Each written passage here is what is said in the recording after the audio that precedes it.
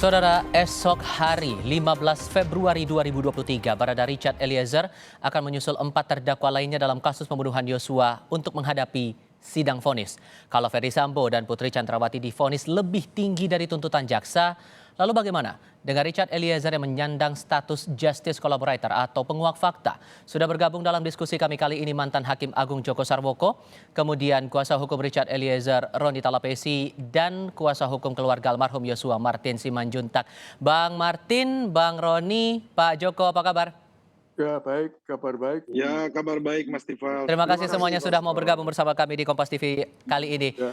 Pak Joko, ini 4 dari 5 terdakwa pembunuhan Yosua, vonisnya lebih berat dari tuntutan jaksa sebelumnya. Ada komentar? Saya kira biasa itu. Saya pernah menghukum juga seperti ini. Jaksa menuntut rendah, saya banting 2 kali lipat. Sehingga hal yang biasa-biasa saja kalau kemudian dipandang lebih berat dengan pertimbangan-pertimbangan memberatkan dan meringankan sudah disampaikan itu. Terlebih untuk Ferdy Sambo. Ya, tentu itu harus dilengkapi atau didasari dengan pertimbangan yang cukup. Sebab kalau enggak nanti bisa di tingkat kasasi dibatalkan karena on voldunde kata mantan Hakim Agung kemarin. Oke, sehingga untuk esok hari, ini kan pamungkasnya besok nih Pak Joko. Ya. Dengan status Eliezer sebagai penguak fakta, Anda prediksinya gimana untuk Eliezer ini? Bakal lebih rendah dari tuntutan 12 tahun atau bisa lebih tinggi? Saya kok tidak bisa cuman hanya berharap saja mudah-mudahan majelis hakim tetap konsisten di dalam menegakkan hukum dan keadilan berdasarkan hukum dan keadilan berdasarkan tuntutan masyarakat, perkembangan rasa keadilan yang ada dalam masyarakat. Oke, kalau Pak Joko masih belum bisa memperkirakan dan mengembalikan ini pada majelis hakim, kalau Bang Roni punya prediksi tidak kira-kira kalau kita belajar dari 4 terdakwa sebelumnya, vonisnya diberatkan semua nih? Iya Mas Tifal, dalam menemukan keadilan kita tidak boleh prediksi. Kita tidak boleh menentukan angka-angka. Nah ini sebenarnya kita harus melihat bagaimana rasa keadilan yang ada di dalam masyarakat. Tentunya dalam proses ini kita melihat bahwa hakim dalam putusan yang kemarin dan juga pun hari ini, hakim menunjukkan bahwa hakim sebagai pemegang palu keadilan menunjukkan kepada publik bahwa keadilan itu nyata. Kenapa saya bilang seperti ini? Bahwa hakim konsisten ya. Dari awal persidangan kami sangat yakin kepada majelis hakim. Dalam proses persidangan sudah berjalan terbuka seperti ini, kemudian transparan, kemudian kalau perspektif dari Richard Eliezer, hakim memberikan hak untuk Richard Eliezer sebagai justice collaborator ketika dipisah persidangannya dengan terdakwa yang lainnya. Itu membuat kami yakin. Jadi terkait dengan proses vonis besoknya, kami tidak mau mendahului. Tetapi dalam proses persidangan, Mas Tifal, kita sudah melakukan pembelaan yang maksimal. Konstruksi yang hukum kita sudah bangun dan ini sudah dilihat oleh semua publik ya, bahwa Richard Eliezer dalam posisi relasi kuasa, kemudian di bawah perintah, kemudian patuh dan taat. Saya pikir ini semua sudah dilihat oleh publik. Lebih-lebih Terkait kan dengan putusan dari majelis hakim kali ini semua pertimbangannya berdasarkan pada keterangan klien Anda nih Bang. betul Mas Tifal, secara pertimbangan yang kemarin kami monitor dan hari ini bahwa keterangan dari Richard Eliezer. Di mana keterangan Richard Eliezer ini yang membantu proses persidangan sehingga persidangan ini bisa terbuka. Kalau kita lihat kemarin di dalam persidangan, alat bukti yang dimunculkan oleh Richard Eliezer di tengah persidangan yang disampaikan kepada majelis hakim, contohnya terkait dengan foto, di mana foto tersebut kan tidak ada di dalam berkas penyidikan. Tetapi dengan niat baik dari Richard Eliezer bahwa dia menunjukkan bahwa dia konsisten, dia berkomitmen terhadap janjinya dia, sehingga di dalam proses persidangan dia munculkan bukti tersebut dan bukti tersebut diterima oleh majelis hakim. Kalau kemarin kita melihat bahwa alat bukti tersebut dipakai dalam pertimbangan majelis hakim dalam memutus perkara. dua Oke. terdakwa yang lainnya. Mhm. Kalau Bang Martin melihatnya gimana untuk esok hari terhadap Richard Eliezer? 4 terdakwa sudah diberatkan vonisnya ketimbang tuntutan dari jaksa. Anda mencermatinya gimana tuh, Bang Martin? Jadi gini, saya menganalisanya seperti ini di awal ya, bahwa Richard itu ditempatkan dalam agenda terakhir ya, di tanggal 15, tentunya ini ada kaitannya dengan status rekomendasi GC dari LPSK. Hmm.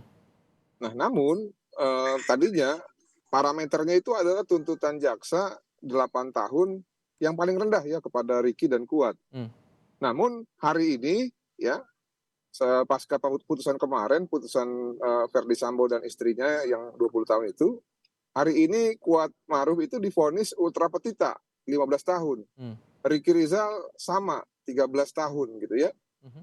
Nah, sehingga yang menjadi dilematis buat saya adalah 4 orang terdakwa tersebut sudah divonis melebihi daripada tuntutan jaksa kepada Richard Eliezer. Oke. Nah, Sehingga poinnya intinya Anda menangkapnya bagaimana? kalau kita mengikuti apa yang diingini oleh keluarga bahwa terdakwa Richard dihukum lebih ringan daripada terdakwa yang lain, dan juga mengikuti ketentuan Undang-Undang LPSK ya, Undang-Undang 31 tahun 2014 pasal 10A, yang kurang lebih secara teks itu penjabaran juga sama, dihukum oleh lebih rendah daripada terdakwa yang lain. Oke. Ini menurut saya kalau ditarik dari Ricky yang 13 tahun ya, dan nanti mungkin divonisnya hanya 10, itu menurut saya sih masih kurang ringan gitu ya. Oke. Sehingga kalau menurut pendapat saya ikut pendapat ketua tim saya bahwa memang harapan kami dan doa kami ya atas jasa Richard dan juga permintaan maafnya yang juga sudah dimaafkan oleh keluarga korban dapat divonis lebih ringan dari 5 tahun gitu ya. Oke. Kalau kemudian kita kaitkan dengan status justice kolaborator yang disandang oleh Richard Eliezer ini, Pak Joko, sebetulnya seberapa signifikan pengaruhnya untuk bisa meringankan vonis nanti, berdasarkan aturan undang-undang terutama? Ya, undang-undang mengatur di situ diberikan reward berupa pengurangan pemidanaan dibandingkan dengan terdakwa lainnya. Nah, pengurangan di sini memang tidak ditentukan berapa pengurangan, berapa tahun. Tidak disebutkan angkanya. Tapi itu saya kira rasa keadilan masyarakat yang menginginkan itu juga mudah-mudahan ditangkap juga oleh majelis hakim. Oke. Kalau kemudian dengan tuntutan 12 tahun itu menurut Anda sudah ringan buat Eliezer? Ya, kalau dibandingkan dengan terdakwa lain, seperti KM dan RR ya itu lebih berat, jadi tidak ada manfaatnya itu. Kalau sedangkan dia tugasnya, fungsinya adalah sebagai justice kolaborator. Terlalu berat. Oke, jadi masih terlalu berat untuk Richard Eliezer yang sudah mendapatkan status justice kolaborator dengan 12 tahun itu tadi. Nah, kalau menyangkut soal surat sahabat pengadilan atau amicus curiae dari LSM sampai akademisi pun menyampaikan surat itu kepada pihak Pengadilan Negeri Jakarta Selatan. Kalau Anda sebagai hakim, itu bisa jadi pijakan buat hakim meringankan putusan atau tidak untuk Eliezer? Ya, yang saya tangkap dari berbagai media sosial yang saya terima itu ada dua pendapat itu. Ada yang berpendapat ini justru merupakan intervensi katanya dari akademisi kepada kemandirian hakim.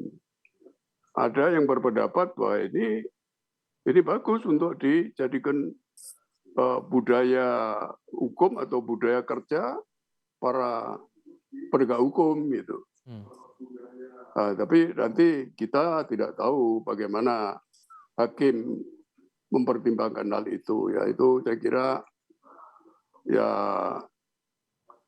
kewenangan dari majelis hakim yang saya tidak bisa mencampuri ya.